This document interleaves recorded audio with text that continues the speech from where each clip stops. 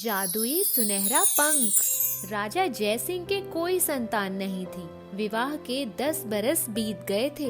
एक दिन राजा अपने दरबार में चिंता मुग्न मुद्रा में बैठे थे। उनकी पत्नी रानी सुमंगला के पैरों में पिछले कई दिनों से कोई हरकत नहीं थी। वैद्य हकीम हर तरह की दवाइयां देकर हार गए थे। साधारण से ज्वर से रानी का ये हाल देखकर राजा की सोचने समझने की शक्ति खत्म होती जा रही थी। राजा अनमने मन से उठे और अपने बूढ़े मंत्री से बोले, मैं शिकार के लिए जाना चाहता हूँ। मेरा सफेद घोड़ा निकलवा दीजिए। वह बूढ़े मंत्री बहुत चालाक थे।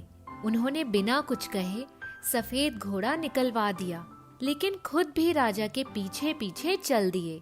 राजा जंगल में पहुंचकर एक विशाल वृक्ष के नीचे बैठ गए और जोर जोर से रोने लगे। थोड़ी देर बाद ही अपने दोनों हाथ जोड़कर प्रार्थना करने लगे कि किसी तरह उनकी रानी ठीक हो जाए। अचानक वृक्ष पर पंछियों के कोलाहल से उनकी मुद्रा भंग हो गई। जैसे ही उन्होंने ऊपर की तरफ देखा, सभी पक्षी उड़ गए। कुछ सुनहरे पंख पेड़ के नीचे गिर गए थे। राजा जयसिंह ने उन पंखों को उठा लिया। थोड़ी देर वहां बैठे।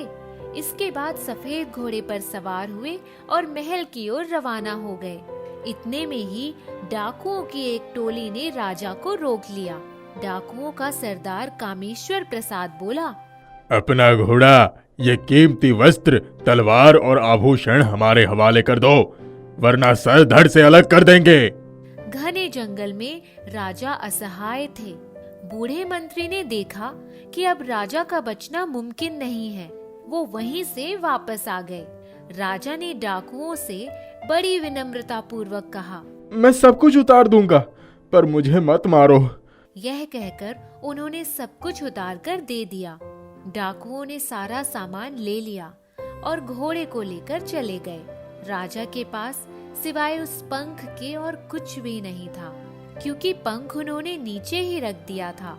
डाकुओं के जाने के बाद उन्होंने पंख हाथ में उठाया ही था कि उनके पूरे शरीर पर वस्त्र आ गए और उनका घोड़ा दौड़ता हुआ उनके पास आ गया। राजा जयसिंह तुरंत घोड़े पर सवार हुए और महल की तरफ बढ़ गए। महल पहुंचकर उन्होंने सबसे पहले सिपाहियों को जंगल में भेजकर डाकुओं को पकड़ने का आदेश दिया।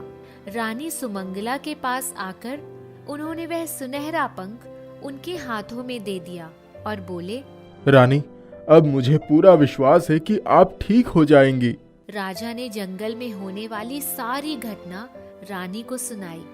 रानी सुमंगला के होठों पर एक फीकी सी मुस्कान दौड़ गई। रानी ने जैसे ही उस पंख को हाथ में लिया, उनके पूरे शरीर में कंपन हुआ। फिर वो उठकर बैठ गई और बोली, मुझे सहारा देकर उठा दीजिए, मैं उठ सकती हूँ। राजा ने रानी सुमंगला को अपना हाथ देकर उठाया और वाकई रानी के पैरों में जान आ गई। सिपाही डाकुओं को पकड़कर ले आए। डाकुओं को कारावास दे दिया गया। रानी ने ऐलान करवा दिया कि आज पूरे राज्य के लोगों को दावत में बुलाया जाए। पूरे राज्य में खुशी की लहर दौड़ गई।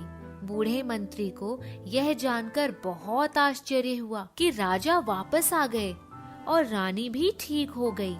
उसने सोचा था कि अब राजा जयसिंह लौटकर तो आएंगे नहीं और उनका बेटा पूरे राज्य का उत्तराधिकारी बन जाएगा। ये अनहोनी कैसे हो गई? वह राजा के पास गया और बोला, राजा साहब, रानी सुमंगला किस वैद्य की दवा से ठीक हुई? राजा ने सुनहरे पंख के बारे में सब कुछ विस्तार से बता दिया। वह बूढ़ा मंत्री मन ही मन योजना बनाने लगा कि कैसे सुनहरा पंख उनके पास आ जाए। बूढ़े मंत्री ने अपनी पत्नी को रानी सुमंगला का हाल जानने के लिए भेजा और उसको सुनहरे पंख के बारे में सब कुछ बता दिया। उसने कहा, किसी तरह सुनहरा पंख हमारे पास होना चाहिए। जब मंत्री की पत्नी रानी के पास पहुंची तो रानी सुनहरे पंख को अपने हाथों में लेकर बैठी थी। इधर उधर की बातें हुई। जब वह जाने लगी तो उसने कहा, ये पंख थोड़ी देर के लिए मेरे हाथों में दे दो। उन्होंने उनके हाथ में पंख पकड़ा तो दिया, पर उसको खुद भी पकड़ी रही। मंत्री की पत्नी ने उनके हाथ से पंख ले लिया और बोली, हमारे बेटे को इस राज्य का उत्तराधिकारी बना दो। उसके इतना कहते ही उसके हाथ कांपने लगे और वह लड़खड़ाकर गिर पड़ी। रानी सुमंगला ठहाका लगाकर हंस पड़ी। तभी राजा जयसिंह रानी के कक्ष में आ गए। उन्होंने मंत्री की पत्नी को इस हालत में देखा तो हैरान हो गए। रानी ने राजा को सब कुछ बताया। राजा ने कहा, इनके मुंह पर पानी के छींटे डालो, होश में आ जाए तो उनके घर भिजवा देना। मैं चलता हूँ, बूढ़े मंत्री की खबर लेता हूँ। जिसको मैंने जीवन भर इतना सम्मान दिया, वही आस्तीन का सांप निकला। राजा ने तुरंत बूढ़े मंत्री को उनके बेटे सहित बुलवाया और उन सबको आजीवन कारावास की सजा सुना दी। रानी सुमंगला भरपूर श्रृंगार करके रात की दावत में शामिल हुई। सुनहरे पंख उनके जूड़े की शोभा बने थे। कुछ ही महीनों के बाद राजा के यहाँ सुंदर पुत्र का जन्म हुआ। राजा की खुशी का ठिकाना नहीं था। राजा ने उन सुनहरे पंखों को अपनी तिजोरी में सुरक्षित रख दिया। जब भी कोई कठिनाई आती तो सुनहरा पंख निकालकर उससे विनती की जाती और राजा को उस समस्या से मुक्ति मिल जाती। जादुई सुनहरे पंख ने राजा जयसिंह और रानी सुमंगला का जीवन खुशियों से भर दिया। जादुई कौवा। करण बड़े ही दुख मन से घर की तरफ लौट रहा था। आज उसे कोई भी काम नहीं मिला। उसे जोरों की भूख लगी थी, इसीलिए एक आम के पेड़ के पास पहुंच गया और तोड़कर आम खाने लगा। उसके कानों में कुछ आवाजें आने लगी और उसने मुड़कर देखा तो एक पेड़ के नीचे कुछ लोग खड़े होकर पेड़ के ऊपर देख रहे थे और आपस में कुछ बोल रहे थे। उसके कदम उस तरफ बढ़ गए। वहाँ पेड़ के ऊपर एक पतंग के मांझे में फंसा हुआ एक कौवा लटक रहा था। वह बार बार पंख फड़फड़ा रहा था, लेकिन मुक्त नहीं हो सका। अरे ये कौवा आज सुबह से इस पतंग के मांझे से फंसकर लटका हुआ है। अब इसका निकलना बड़ा मुश्किल है। ये इस बंधन से निकल भी नहीं पाएगा और ऐसे ही मर जाएगा। अरे नहीं नहीं, ये बेचारा भी हमारी तरह ही एक जीव है। इसे भी जीने का हक है। मैं इसे बचा लूंगा। अरे करण, एक कौवे के लिए क्यों अपनी जान को जोखिम में डाल रहा है? वो बड़ी पतली डाली से लगे हुए मांझे में फंसा हुआ है। मैं पूरी कोशिश करूंगा कि इस कौवे को बचा लिया जाए। करण आगे बढ़ा और पेड़ पर चढ़ता चला गया। उसने अंदाजा लगा लिया था कि पतली डाली पर चढ़ना यानी खतरे को मोल लेना है। वह मांझे की तरफ बढ़ रहा था कि उसके पैर में चोट आ गई। उसने मांझे को पकड़ा और अपनी तरफ लेकर उसे ऊपर से तोड़कर कौवे को लेकर नीचे उतर आया। अरे वाह करण, आखिरकार तुमने इस कौवे को बचाकर ही दम लिया। अरे तुम्हारे पैर में तो चोट लग गई, खून भी आ रहा है। मुझे चोट के दर्द की परवाह नहीं है। सबसे बड़ी खुशी इस कौवे को बचाने में हुई है। मुझे दया आ गई थी और मैं इस कौवे को बचाने के लिए पेड़ पर चढ़ गया। इसे थोड़ा पानी पिलाऊंगा, कुछ खिलाऊंगा और फिर ये उड़ने के लिए आजाद हो जाएगा। करण उस कौवे को आम खिलाकर और पानी पिलाकर उड़ाने के लिए तैयार हो गया। कौवा करण के जख्म के पास चोंच ले गया और चमत्कार हुआ। जख्म और दर्द दोनों चले गए। अरे, मेरा जख्म और दर्द दोनों गायब। कमाल हो गया। अब तुम आराम से उड़कर आजादी का आनंद लो। उड़ते समय चारों तरफ सावधानी से देखकर उड़ना। आपका मैं बहुत बहुत आभारी हूँ। मैं उस पेड़ पर सवेरे से लटका हुआ था। सभी लोग सिर्फ तमाशा देखते रहे, लेकिन मुझे बचाने के लिए कोई नहीं आया। मैं तो जिंदगी की आशा छोड़ चुका था। आपने मुझे बचा लिया। मैंने अपना काम किया। तुम्हें बचाने के बाद मुझे बहुत आत्मसंतोष मिला। आपके परिवार में कौन कौन है? मैं तो इस दुनिया में अकेला ही था। मेरे साथ कुछ जीव जुड़ गए हैं। मैं चाहता हूँ तुम भी मुझसे जुड़ जाओ, दोस्त बन जाओ। हाँ हाँ, क्यों नहीं। अब तो मैं आपसे हमेशा के लिए जुड़ गया हूँ। आज से आपकी और मेरी पक्की दोस्ती। अच्छा, ये बताइए कि आप आज कहाँ गए थे? ऐसा है दोस्त, मेरा काम है रोज कुआं खोदना, रोज पानी पीना। मेरा मतलब रोज काम करता हूँ, 2 पैसे मिलते हैं। जिस दिन काम नहीं मिलता उस दिन मामला फटे हाल रहता है। आज का दिन भी कुछ ऐसा ही था, लेकिन मुझे खुशी है कि तुम्हें बचाकर मैंने एक अच्छा काम किया। मुझे दुआ भी मिली और दोस्त भी मिल गया। मेरे होते हुए मेरा दोस्त फटे हाल कैसे रह सकता है? आपने सुबह से खाना नहीं खाया। यहाँ नीचे बैठिए, पेट पूजा भी हो जाए। कौवे ने अपनी चोंच उठाकर हवा में देखा और जैसे ही सर नीचे किया, भोजन की सजी हुई स्वादिष्ट व्यंजनों की 2 छोटी बड़ी थाली सामने आ गई। करण की आश्चर्य मिश्रित खुशी का ठिकाना नहीं था। दोनों अपनी अपनी थाली का भोजन बड़े प्रेम से करने लगे। मेरे दोस्त यहीं रुको, मैं जल्दी ही लौटूंगा। कौवा उड़ा और बहुत दूर चला गया। करण ने आज अपने जीवन में यह नया चमत्कार देखा था। इतना स्वादिष्ट भोजन भी पहली बार ही किया था। उसने आकाश की तरफ देखा तो उसका मित्र कौवा तेजी से अपने मुंह में एक पत्थर लिए हुए उड़ता चला आ रहा था। आओ दोस्त, आज तुमने मुझे बहुत स्वादिष्ट भोजन कराया। ये पत्थर क्यों लेकर आए हो? दोस्त अभी बताता हूँ, वो दूर पड़ा हुआ लोहा लेकर आओ। करण वह लोहा लेकर आ गया। अब इस पत्थर का लोहे से स्पर्श कराओ। करण ने जैसे ही पत्थर को लोहे पर रखा तो चमत्कार हो गया। उसकी आंखें फटी की फटी रह गईं। वह पूरा लोहा सोना बन गया। अरे दोस्त, ये तो जैसे जादू हो गया, कमाल हो गया। हाँ, अब मेरा दोस्त मालामाल हो गया। अब इस पत्थर को अपने पास संभाल कर रख लो और जब चाहो इसके कमाल से सोना बना लो। चलो, मैं आपके घर भी चलता हूँ। दोनों घर पर पहुँच गए।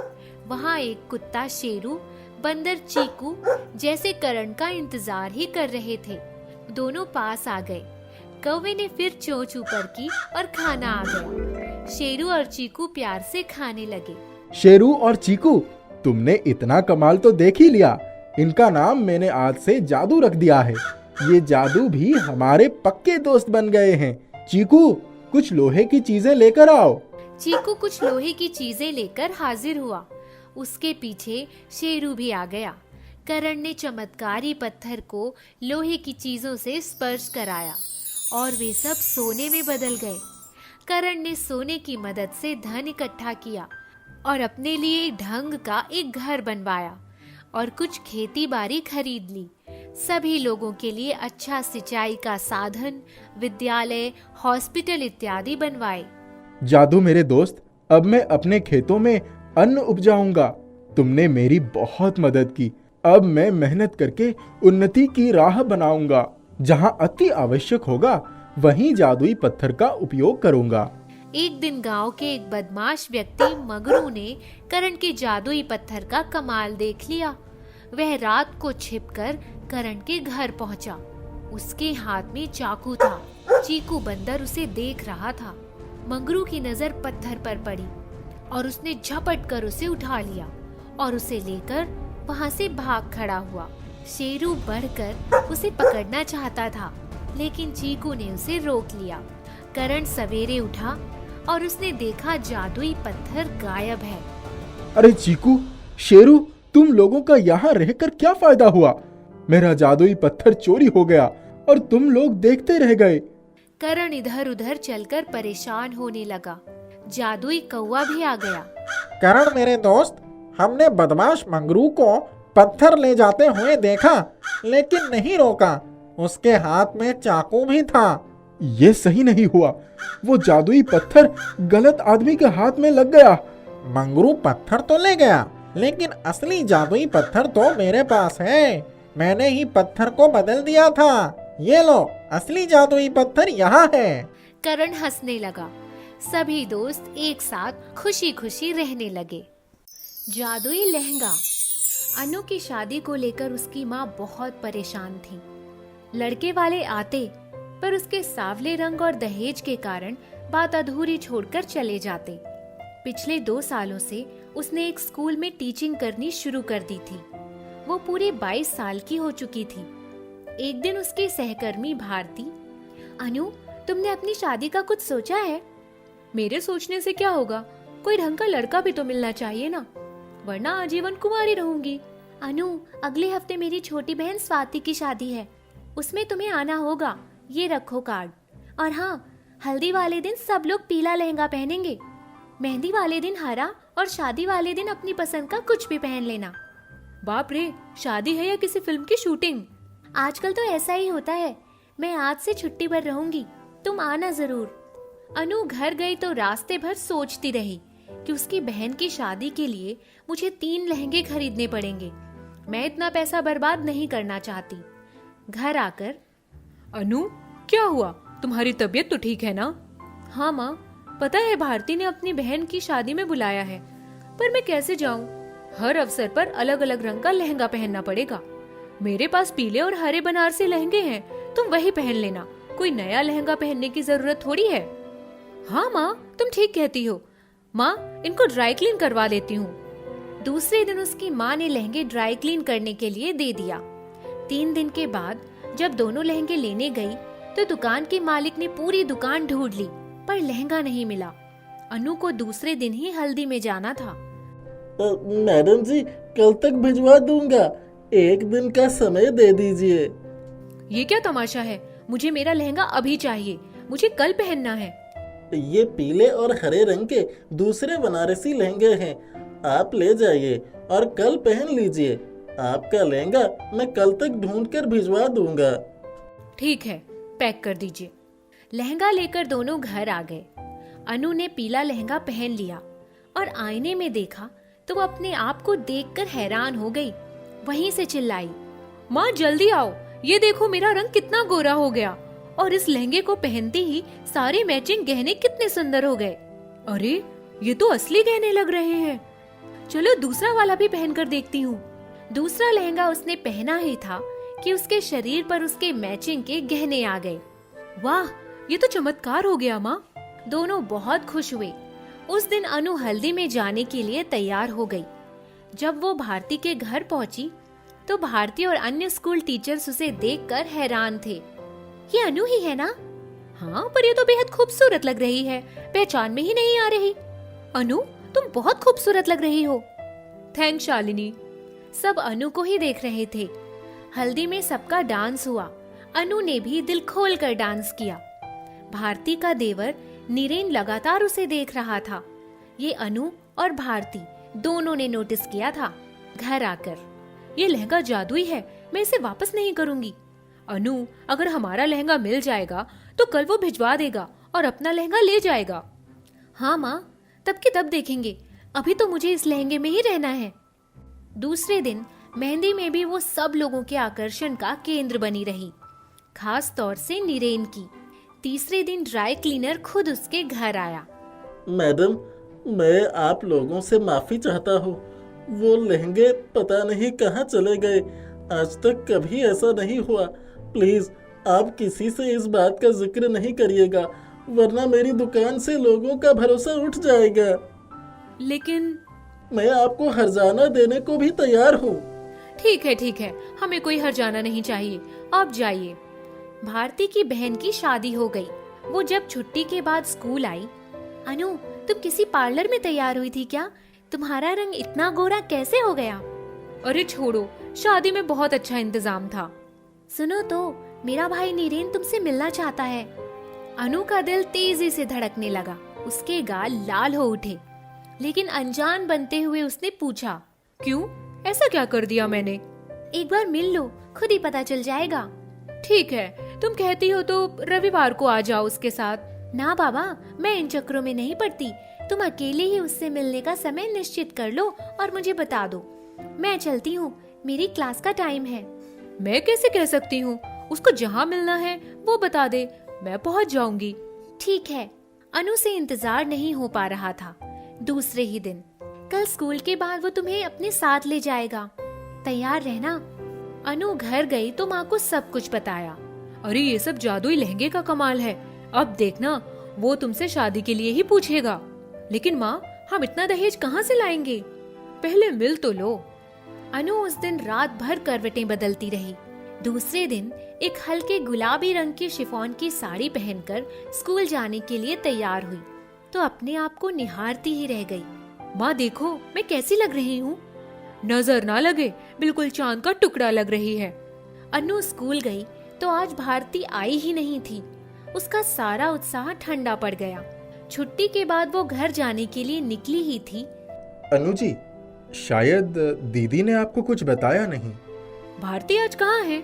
वो तो आई ही नहीं। आज घर में स्वाति के घर से लोग आने वाले हैं, इसीलिए दीदी ने छुट्टी ले ली थी। आप मेरे साथ चल रही हैं ना? कहाँ चलना है? आइए, गाड़ी में बैठकर बात करेंगे। अनु चुपचाप उसकी गाड़ी में आकर बैठ गई। देखिए अनु जी, मुझे घुमा फिरा कर बात करना नहीं आता। एक तो आज इस गुलाबी साड़ी में आप बहुत खूबसूरत लग रही हैं। दूसरे, मैंने जिस दिन आपको पहली बार देखा था उसी दिन ये सोच लिया था कि आपसे अच्छा जीवन साथी मुझे नहीं मिलेगा। बस आपका क्या ख्याल है? मैं क्या कह सकती हूँ, मुझे माँ से पूछना होगा। और हाँ, एक बात और, हम दहेज नहीं दे पाएंगे। इसका मतलब आपको मंजूर है मेरा प्रस्ताव? अनु कुछ नहीं बोली। उसने चुपचाप मुस्कुराकर नीरेन के हाथों पर अपना हाथ रख दिया। कुछ ही दिनों में शादी हो गई। जादुई लहंगे ने उसके जीवन में खुशियां ही खुशियां भर दी। एक गांव में आकाश और सूरज नाम के दो भाई रहते हैं।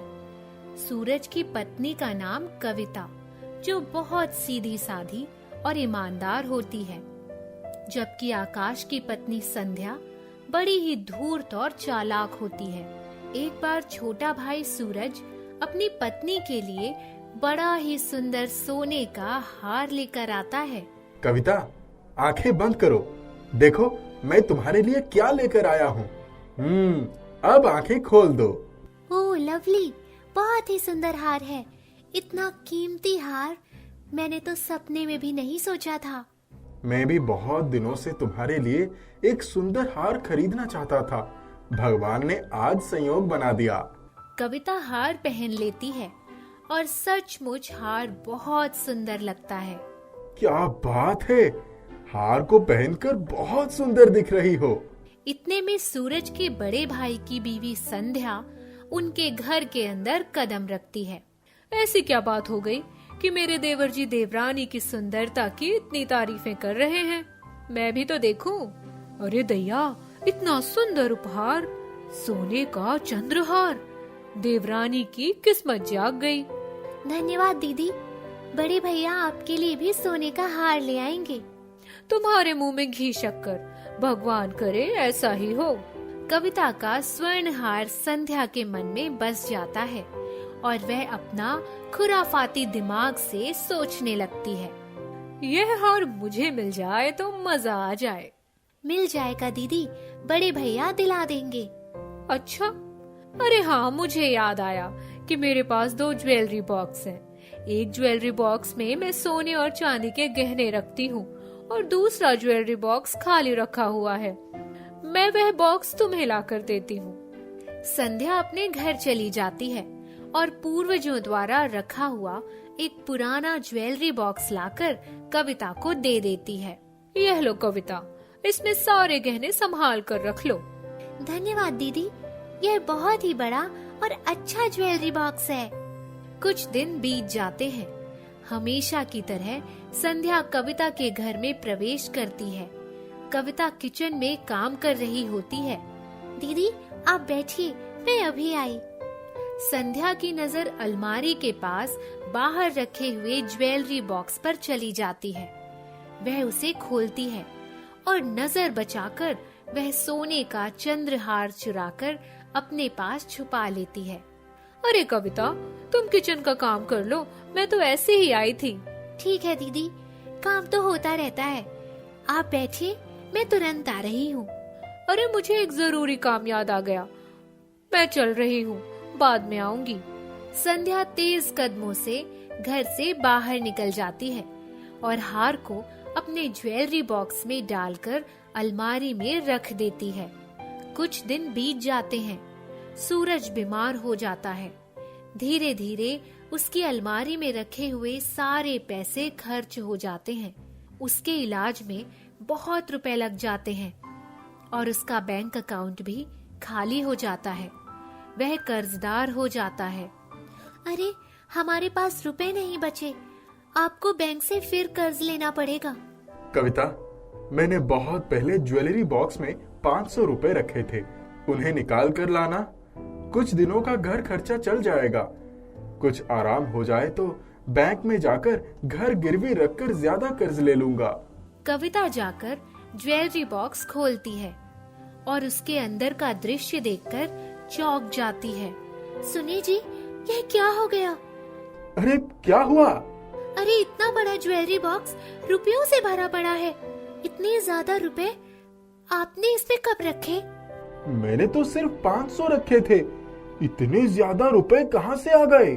कविता पूरे बॉक्स को देखती है। नीचे गहने रखे मिलते हैं और शेष खाली स्थान में रुपयों की बहुत सारी गड्डियां रखी होती हैं। अरे, इसमें लाखों रुपए हैं। ऐसा लगता है यह ज्वेलरी बॉक्स साधारण बॉक्स नहीं है, यह जादुई ज्वेलरी बॉक्स है। भगवान ने हमारी परेशानी को देखकर यह चमत्कार दिखा दिया। मेरी बीमारी और बढ़ते हुए कर्ज के बारे में सोचकर तो मेरा दिल ही बैठा जा रहा था। भगवान की कृपा से इस जादुई ज्वेलरी बॉक्स ने हमारी नैया डूबने से बचा ली।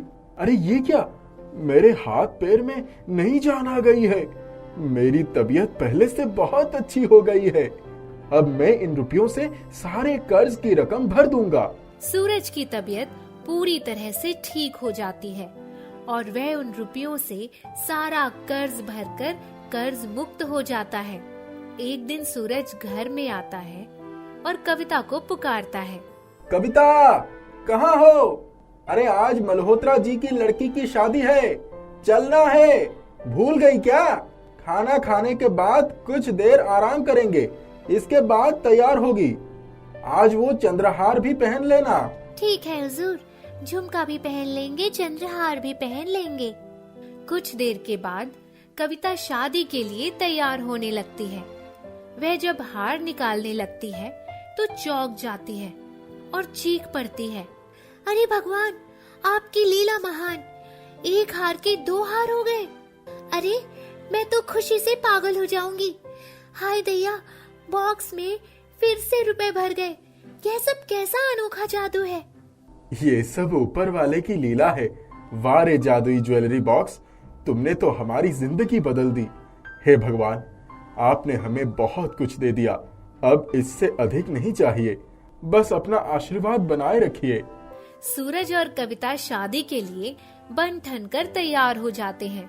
इतने में उनके कानों में रोने की आवाजें आने लगती हैं।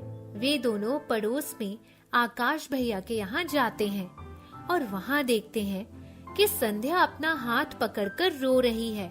अरे भाभी के हाथों को क्या हुआ? अरे मर गई रे, बहुत पीड़ा हो रही है, अब बर्दाश्त नहीं हो रहा है।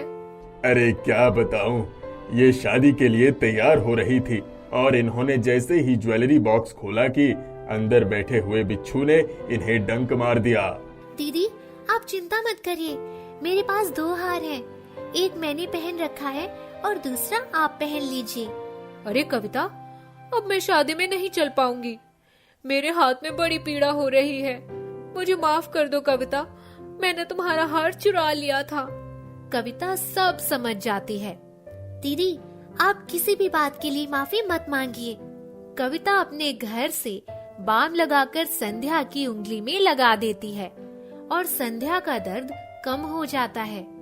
वे चारों तैयार होकर शादी के लिए चल देते हैं। जादुई लाठी। जानकी नाम की एक बुढ़िया भिखारन रोज मंदिर के सामने बैठकर भीख मांगती थी। जो भी आता कुछ न कुछ उसके कटोरे में डाल देता। एक दिन वह बहुत बीमार पड़ गई। उसके पास थोड़े बहुत पैसे ही थे। वही लेकर वैद्य जी के पास दवा लेने गई। वहाँ से आई तो उसमें इतनी भी ताकत न थी कि घर तक आ सके। वह धीरे धीरे चल रही थी, तभी उसे ठोकर लग जाती है। वह गिर पड़ती है। उसी समय उधर से बिरजू नाम का एक लड़का, जो अपनी भेड़ें चराकर जंगल से लौट रहा था, उसने जानकी को सहारा देकर उठाया और बोला, दादी, तुम्हें चोट तो नहीं आई? जानकी ने कहा, शायद घुटने छिल गए हैं, चक्कर आ गया था। बिरजू ने उसे एक लाठी पकड़ाते हुए कहा, दादी, ये लाठी मुझे जंगल में पड़ी हुई मिली थी, तुम रख लो, मैं अपने लिए दूसरी ले आऊंगा। उसने जानकी को सहारा देकर उसके घर तक छोड़ दिया। वह बहुत खुश हुई। उसने बिरजू को बहुत आशीर्वाद दिया। उसके जाने के बाद उसने लाठी को जमीन पर रख दिया और वहीं बिस्तर पर आकर सो गई। थोड़ी देर में उसकी नींद खुली तो उसने देखा लाठी ठक ठक करते हुए उसके पास आकर बोली, तुम्हारे लिए खिचड़ी रखी है, खा लो। जानकी सोचने लगी, ये कैसे हो सकता है? ये लाठी बोल कैसे सकती है? उसने देखा तो सचमुच उसके पास गर्मा गर्म खिचड़ी रखी थी। वह उठ गई और खिचड़ी खाने लगी। खिचड़ी खाते ही उसकी तबीयत बिल्कुल ठीक हो गई। उसके भीतर बहुत ताकत आ गई। उसने सोचा, कमाल की है ये लाठी और उसकी दी हुई खिचड़ी भी। रात भर उसे नींद नहीं आई। सुबह उठकर उसने घर की सफाई की और लाठी उठाकर अपना कटोरा लेकर भीख मांगने के लिए जाने लगी। तब उसने सोचा, मैं भीख इसलिए मांगती हूँ कि मुझसे कोई काम नहीं होता। आज तो मुझे बहुत अच्छा लग रहा है, क्यों न चलकर कोई काम ढूंढ लूं। वह लाठी टेकती हुई सड़क पर जा रही थी। तभी उसने देखा कि कुछ लोग तसले में मिट्टी ला लाकर सड़क पर फेंक रहे हैं। वह ठेकेदार के पास गई और बोली, बाबूजी, मुझे भी काम दे दो। ठेकेदार ने उसकी तरफ देखा और कहा, तुम मिट्टी उठा पाओगी? जानकी ने कहा, हाँ हाँ, क्यों नहीं। ठेकेदार ने उसे एक तसला दे दिया।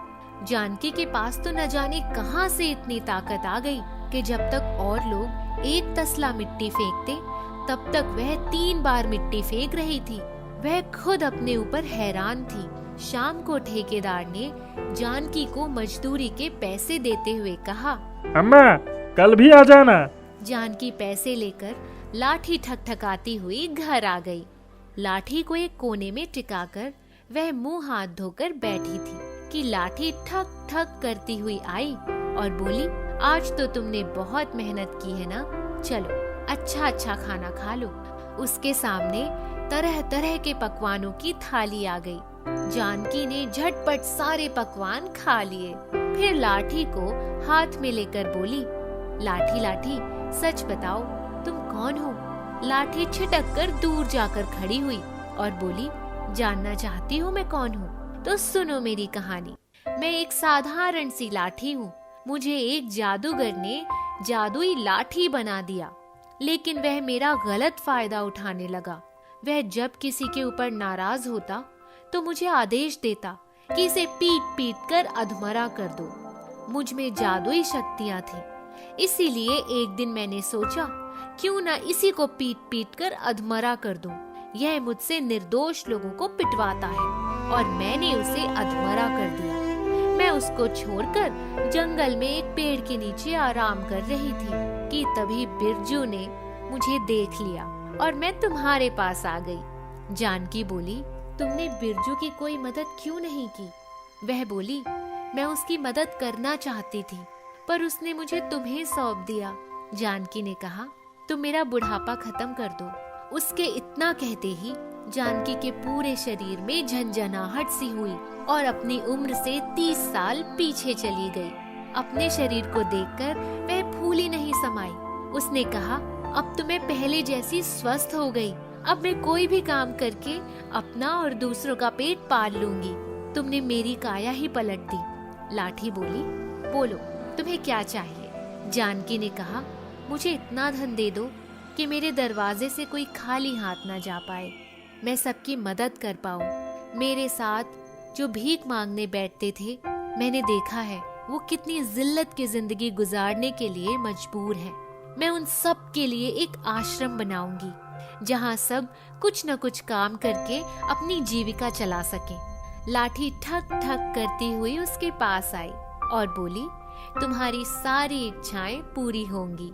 तभी जानकी ने देखा कि उसका घर एक बड़ी हवेली में बदल गया है और ढेर सारे नौकर चाकर हवेली में अपने अपने काम में लगे हैं। जानकी उठी, लाठी हाथ में पकड़ी और कहा, अब चलो, जहाँ मैं भीख मांगने जाती थी वहाँ लेकर चलती हूँ। जानकी जब वहाँ पहुँची तब सभी भिखारियों ने कहा, अब से सब लोग मेरी हवेली में रहेंगे, किसी को भीख मांगने की कोई जरूरत नहीं। सब उसके पीछे पीछे हवेली आ जाते हैं। सब लोग मिलजुल कर रहने लगते हैं। जानकी ने सबसे कह दिया, अब सब लोग अपना अपना काम करेंगे, कोई भीख नहीं मांगेगा। अब उस हवेली का नाम जानकी आश्रय हो गया था। उस हवेली के लोगों के लिए जानकी ने सिलाई मशीन, कारीगरी का सामान और बहुत सारी चीजें उपलब्ध करवाई। बिरजू सब काम करवाने में जानकी की पूरी मदद करता था। सबको अच्छी तनख्वाह मिलती थी। जादुई लाठी ने सबका जीवन बदल दिया।